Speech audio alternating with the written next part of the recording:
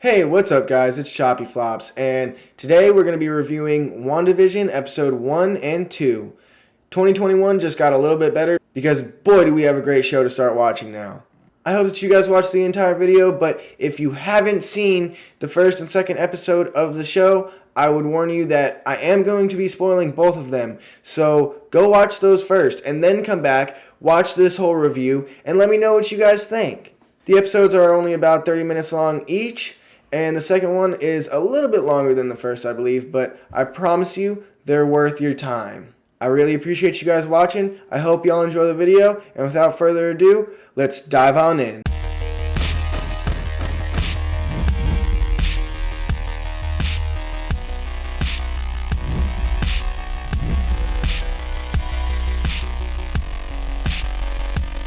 So there are quite a few things I want to go over. They released the first 2 episodes all at once.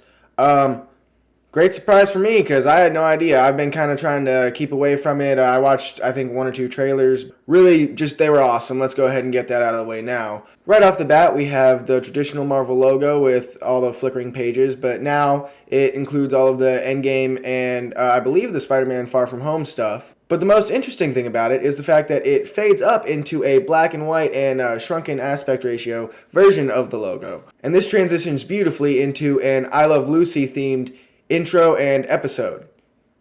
It's fucking awesome. And if you didn't already know, this movie is supposed to be tied to the Doctor Strange Multiverse of Madness movie coming out, I believe, next year. So we know that multiple strange things are afoot. And one thing that I've been unsure about this whole time is when exactly this show is actually set. But the intro to this first episode does give us a few clues. It does tell us that they are newly married and that they just moved into the neighborhood. The strange thing about that, though, and we'll get to it more a little bit later, is they don't seem to understand or really know any of this. One thing I wanted to go over is the fact that once the show starts, the sitcom feel that they're going for in this show is perfect. And you really get the feeling that like this is going to be pretty awesome and that they really nail that feeling of like, oh, this is kind of a parody-ish of I Love Lucy and the next one being Bewitched and, whatever the next ones are going to be. I think that the next episode is going to be like a Brady Bunch, but I'm not 100% sure on that. And piggybacking off of that, the design of the costumes is just amazing. I mean, it's immaculate. But, I mean, Marvel's always been good at period pieces, so, I mean, what did we really expect? One specific thing I wanted to mention is a lot of things with Vision, especially like at the very beginning of the first episode, his tie. It has a little box with some diamonds and stuff. It's just those little details that it's like, it's not just a tie from that era. It's a Vision tie from that era. Shortly after the start of the episode, we're introduced to Kathryn Hahn's character, Agnes. She's been in quite a few projects over the past couple decades, so it's no surprise if you know the actress.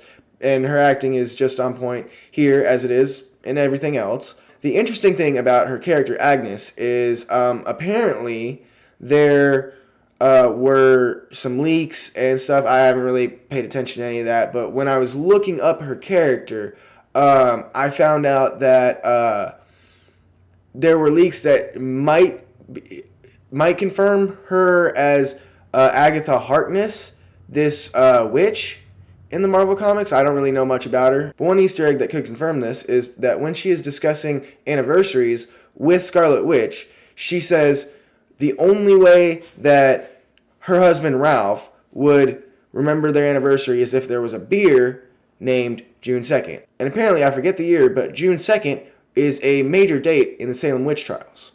Now, another interesting thing that I found while I was doing my research was that there is a theory running out there on the internet that Mephisto could be kind of pulling the strings and could have made this whole suburban sitcom reality in Wanda's head. And, I feel fully smooth brain, just dumb kid brain over here, because I had no idea, but now hearing that, it makes total fucking sense. Being that it's tied to Doctor Strange, Mephisto, if you don't know, he is basically kind of a version of the devil or like a demon in Marvel, and one of his main things is magic. Doctor Strange, he'll probably be hugely tied into Multiverse of Madness, just like the show is. So there's a lot to back it up. After the Catherine Hahn scene with Wanda, we cut to a scene where Vision is at work, and we see that he doesn't really even know what he does there. He works like at super speed, and he has increased efficiency like by insane amounts. So, you know, they love him there, and he's in line for promotion, but that's really all anybody knows or can tell him. And that actually comes into play a little more later. Neither of them, well, really no one seems to understand or know what's going on. And especially Wanda and Vision, they are both very confused throughout the entire show, or throughout the entire first couple episodes. They don't really seem to know what's going on, and they almost seem in this trance. But you can tell something's going on there.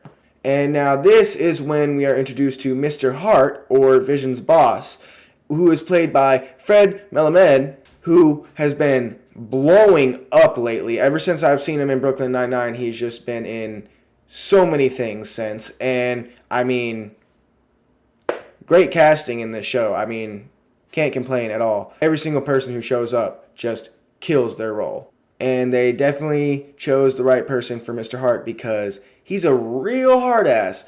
It shows in the first few minutes of meeting him that someone else was lined up for the same promotion that Vision's lined up for, and he lost it. But not only lost it, lost his job, because his wife cooked a 5-course dinner, he had a string quartet, and he wore a turtleneck. So we know that he doesn't really take no shit, and he's very particular when it comes to, being impressed by his employees. And that does come into play later. So we learned that Mr. Hart and his wife are supposed to be coming over for dinner. And there was confusion over this because Wanda thought it was her and Vision's anniversary because of a heart on the calendar. And this leads to some pretty crazy stuff later in the episode. But not before we get an ad. But not just any ad, it's an ad fit for the era that the show is trying to emulate. And it's an ad for Stark Industries toaster. Something interesting that I caught when we were watching the first time is when they press the button down, or press the button, whatever. Once they start the toaster, it goes, and it sounds like Iron Man's repulsor. So there's just a cool little Easter egg there. But then it starts beeping like a bomb, and it's really weird, and it's just this very eerie, 5-second awkward, them kind of standing there waiting for the toast to be done while it's going mer, mer, mer, and it just gives you this weird, uncomfortable vibe. And I feel like it might be important later, especially with the ad that we get in the second episode. But after the one we get in this one, we cut to the dinner party, where we are introduced to Mrs. Hart, who is played by none other than Deborah Jo Rupp of That 70s Show fame. And she does a phenomenal job, as she would. So the dinner party starts, and of course, crazy antics ensue, just like any other sitcom would. One interesting thing that is mentioned in a conversation between Vision and Wanda whilst they are talking about the confusion that was had over the dinner, they don't really have a reason to abbreviate anything on a calendar. But instead they put a heart there to abbreviate the dinner date. And that doesn't really make any sense. And when I saw it the first time, I just kind of laughed with it, laughed with the laugh track. And the second time watching it, I thought about it, and I was like, that is very odd. There wouldn't be any reason to abbreviate it or anything, because Vision even mentions earlier in the episode that he's incapable of forgetting anything, and that he would remember things. But that also comes into play in the fact that they don't know anything. They don't know how they got there. They don't know when or how they got married. They don't know anything, really. It's very strange. But that strange essence of being an android and remembering everything but not knowing anything that's going on is pulled off so well by Paul Bettany. Holy shit, Paul Bettany. Dude, he was already good, but damn, he is killing it in this show. And man, I hate to say it, but dude, I think you were born in the wrong era. Like, holy shit. That he plays the sitcom husband, like, oh, good, just that, I Love Lucy, Bewitched sitcom husband so well. Like, it feels like they just ripped him out of that time and said, hey, do what you did then, but now. Like, it feels like he's from an alternate dimension where he was born back then. Like, oh my goodness. I'm convinced that he was born in the wrong era now. I mean, everyone else's performance is great. Don't get me wrong. Everyone else does a great job. But damn, Paul Bettany just... I don't know if it's because he's supposed to be, a kind of fish out of water scenario with the android being in a human world. But just overall, like, he does such a great job. And that actually brings me to another point that I think is hilarious.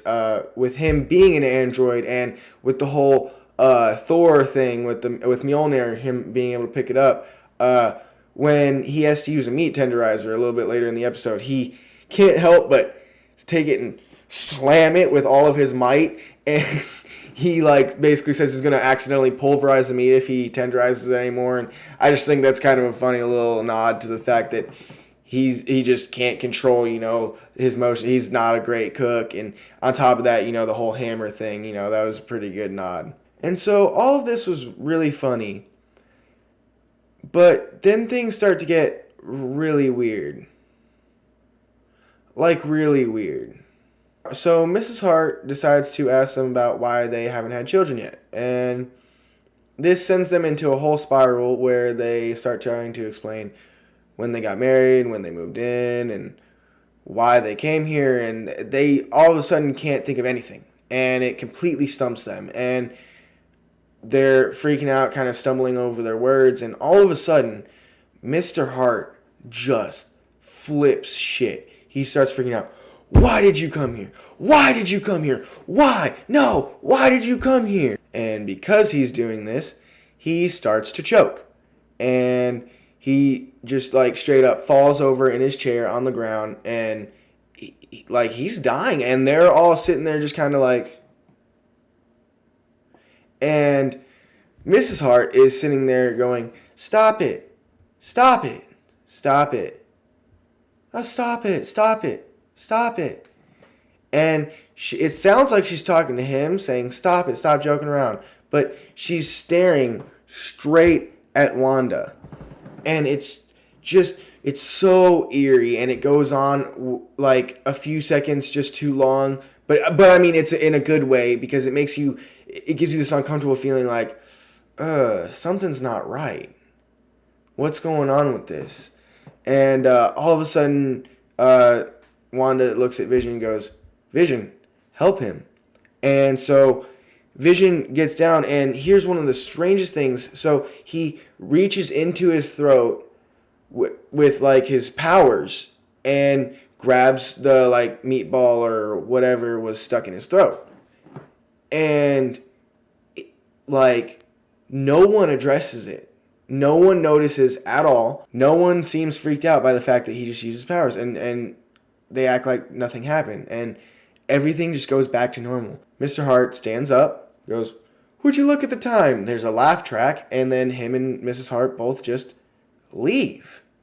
And it's just weird. And so this is why I mentioned earlier that Mr. Hart is a real hard ass, because, remember, he fired that guy earlier over basically nothing, and really trying to put together a good dinner, and everything seeming to go pretty well from how it sounded. But with everything that went wrong here tonight in this dinner party, Vision still gets the promotion. And everything, it's as if it was a great night, even though it was nothing but mishaps. So something is definitely wrong with the whole situation. However, after they leave, we do get a cute little scene where Vision and Wanda are like, oh, we don't really have an anniversary. Well, I guess this could be our anniversary. And they decide to make their own, rings on their fingers. And they, give each other a little kiss and look towards the camera. And it, zooms in. Or, the screen cuts to around their face and, says Wanda and Vision, just like it did, with I Love Lucy and Bewitched and stuff like that. And then it gets weird again, and it pulls out, and you see that it's being watched on a old-timey television. Well, it could be a monitor, but it looks like an old-timey television, and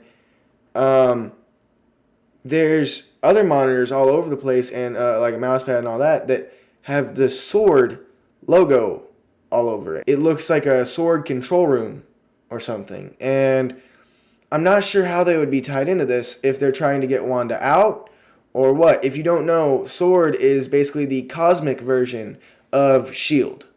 They're basically S.H.I.E.L.D. in space. But that's the end of that episode, and we get to see the intro sequence at the end of the episode for some reason.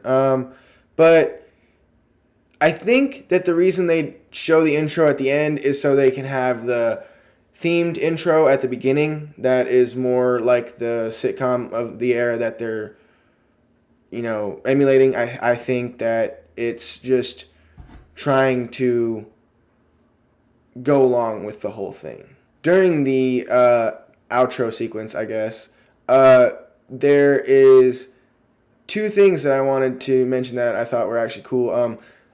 I didn't notice until my second watch through, but the intro is actually, all of it's made out of red, green, and blue pixels, like from a monitor or TV. And so that was kind of cool. And then two things stood out to me. I'm sure there's a few other things that are in there that I didn't even notice, but two things popped out was Scarlet Witch's classic M-shaped helmet is there, and then it flickers real quick to Vision's classic headpiece with the curve down to the stone. So that was pretty cool. Just a little nod in the outro sequence. But then we get to episode 2, which is basically themed like Bewitched, and it's pretty great. There's an animated intro and everything.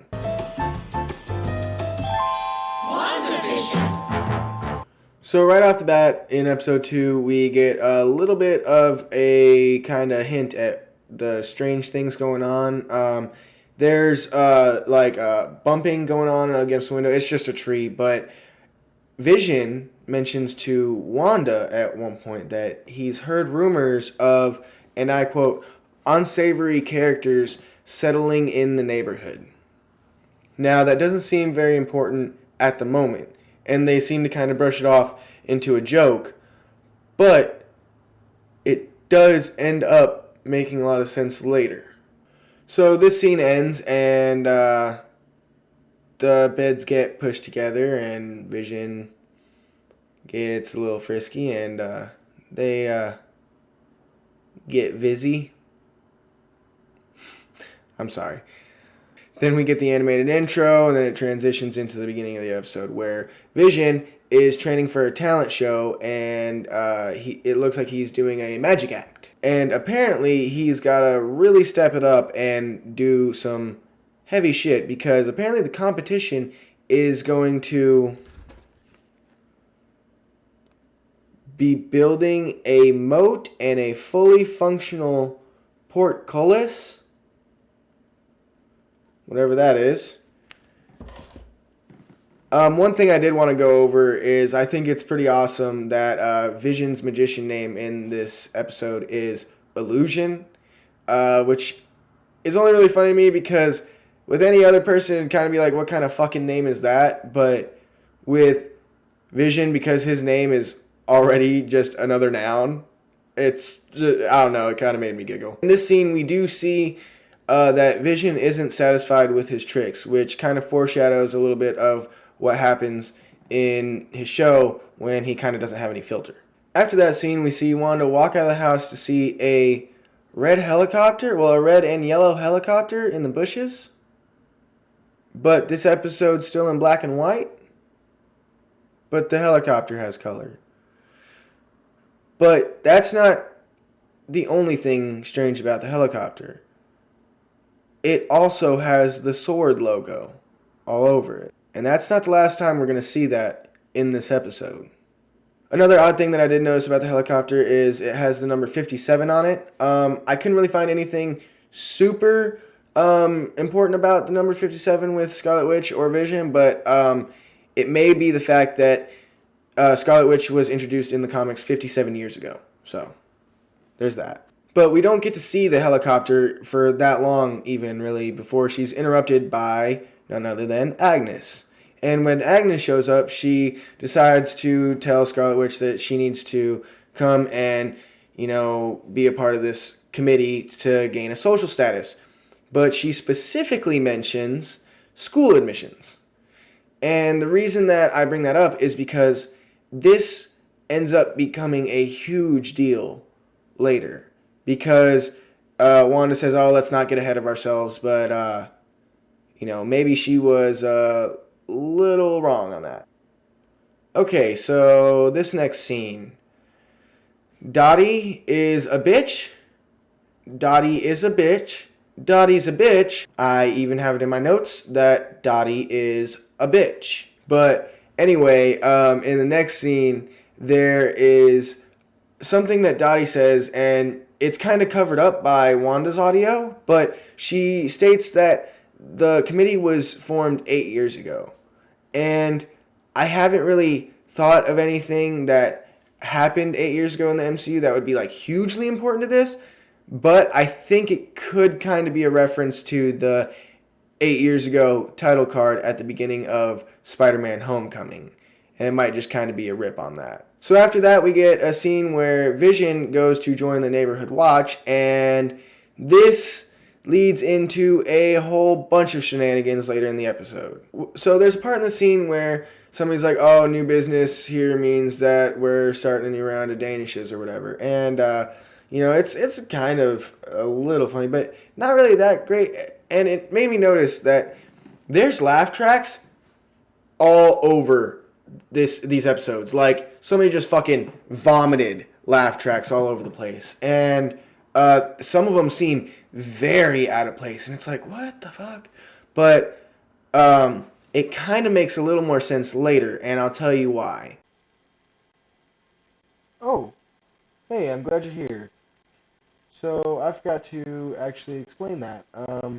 It ends up making sense later because Vision ends up actually having the laugh track controller in his hand, oddly enough. Yeah, I don't know why I didn't say that in the video, but that's all. There's another Hammer reference in the scene where he's joining the neighborhood watch, and I don't know if they're trying to make the Hammer references in each episode a thing, but I guess we're just going to have to see as we go along. So they're joking and they're, talking about, oh, we have some top secret gossip, and they're, saying, oh, and Vision's like really interested because he's trying to like find out if they know anything about Wanda and Vision. They, if they've seen them and just don't know it's them or anything like that. But it's just, hot gossip about, like, oh, this dad's treehouse, he didn't really build it. It was prefabricated, all that kind of stuff, And then Vision just kind of pops in and says, oh, Norm here's a communist. And, there's a laugh track there. And it seems like, oh, they're trying to make a joke out of this. But, it's very serious, especially for that time. That wouldn't have been like a, oh, ha, ha, ha. They would have been like, oh, shit. Like, when it happened, and when I saw it, I was like, did he just fuck up? But everything just kind of goes back to normal. As is everything in this show. It's very weird. But anyway, so they kind of laughed it off and they say, oh, you're a great guy. You want some gum? And this leads into one of the best scenes in a show I've seen in a while. Because, Oh boy, gummed up Vision is hilarious because he eats it and it goes straight down his stomach and gets all wound up in his gears, and fuck, it is hilarious. But until then, we get a scene that is very strange and kind of shows us that it's still not all fun and games, and there's still a lot of crazy shit going on because Dottie is extremely suspicious of Wanda and what's going on. And she doesn't believe her about, being just a normal person. Like, she knows something is up. And she says she's heard things about Wanda and Vision. And then as they're talking, all of a sudden the radio just starts to buzz. And there's static. And then someone says, Wanda? Wanda on the other side of it. And Dottie starts freaking out. She's like, who is that? Who are you? What the hell? And then all of a sudden it starts being more and more staticky and it starts smoking. And then we hear on the other side, who's doing this to you, Wanda? But it's very strange because it sounds official because at the very beginning it says, Wanda, do you read me? Wanda. So I'm starting to think that that's Sword transmitting through the radio. Then all of a sudden the radio explodes and it scares the shit out of Dottie. She smashes a glass in her hand, and then she gets cut right here, but her blood is in color, just like the helicopter was. And then, poof, everything's back to normal. And it's like nothing ever happened again. Just like the choking scene. And Dottie makes a joke, and there's a laugh track. And it's like, what the hell is going on? So then we get another ad that is for a Strucker watch. And at first, right off the bat, I was like, Strucker, where do I know that? And then it shows the watch and zooms in on it. It's got a Hydra logo on it. It made me realize, Baron von Strucker, he's the person who made Wanda into Scarlet Witch and her brother into Quicksilver. And it ends in a really eerie way because the announcer is like, all happy, fun. Oh, a man needs his watch and his woman. And then he says, Strucker, he'll make time for you. And it's like, that is so spine-tingling. So anyway, then we get to the talent show scene that we've been leading up to. And holy fucking shit, Paul Bettany is hilarious in this scene. The whole scene is hilarious, but damn, I am convinced that they just gave him a fucking bottle and told him chug this and go up there and improv this shit. Because, man, it just straight up seems like he's fucking drunk Vision. And he plays it so fucking well. And it is so hilarious. I don't want to go over it too much because I couldn't even do most of the scene justice by going over it or trying to impersonate the jokes. But, man, it is so fucking funny. If you can't watch the whole show, at least go search for that clip online and it will make you want to find the show and watch it. It is so hysterical. But during the magic routine, something kind of interesting popped out to me that I didn't notice before.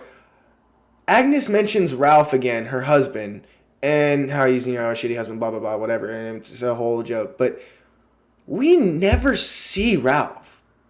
Not once. So I don't know if he's going to end up being a character that's important or if he just doesn't exist and it's part of the facade that she's not really, this married couple friend, of Vision and Wanda. She's just there watching to make sure everything goes well, working with Mephisto.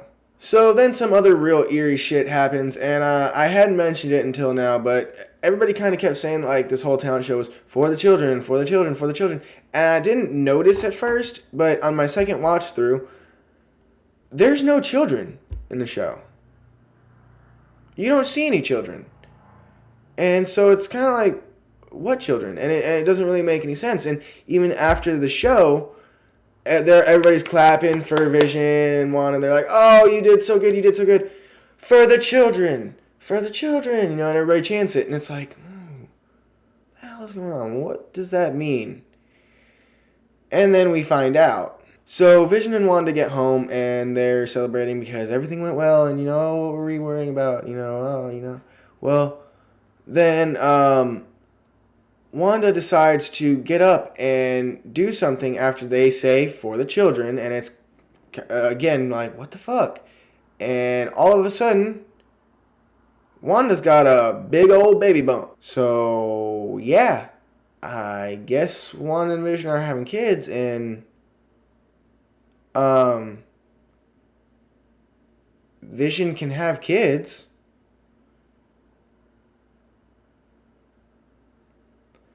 Anyway, so there's a bump on the window, and Vision says, "Oh, if it's that darn tree again," and they walk out to check out what's going on. And this is where some real weird shit happens.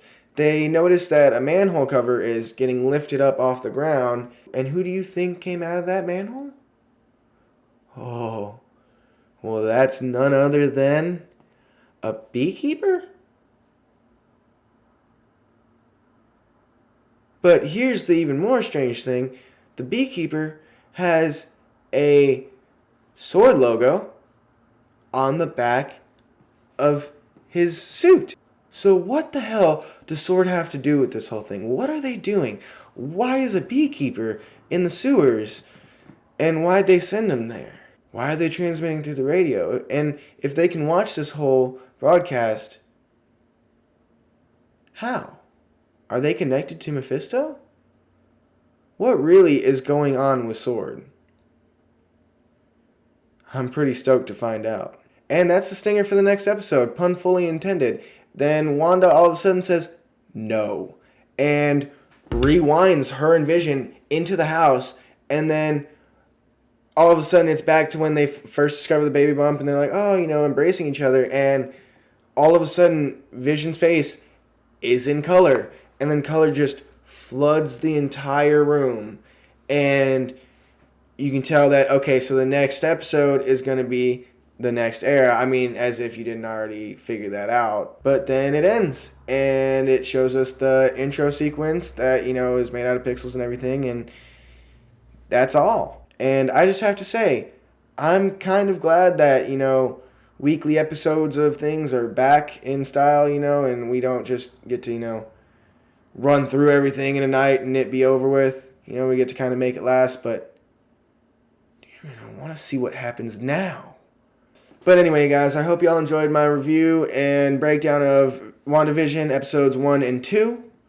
If I missed anything, let me know in the comments below. Let me know what you guys liked about this video, what y'all want to see, what y'all don't want to see. If there's any specific movies you guys would love to see me review, go ahead and just let me know. I'm always looking for more stuff to watch, and I'm really enjoying this format. Go ahead and leave me a like if you enjoy this content. It really helps out the channel, and I appreciate you watching. Don't forget to share this with somebody who you think would enjoy this content, and subscribe if you enjoy it yourself. And don't forget to hit that notification bell next to the subscribe button so you're notified of all of my upcoming content in the future.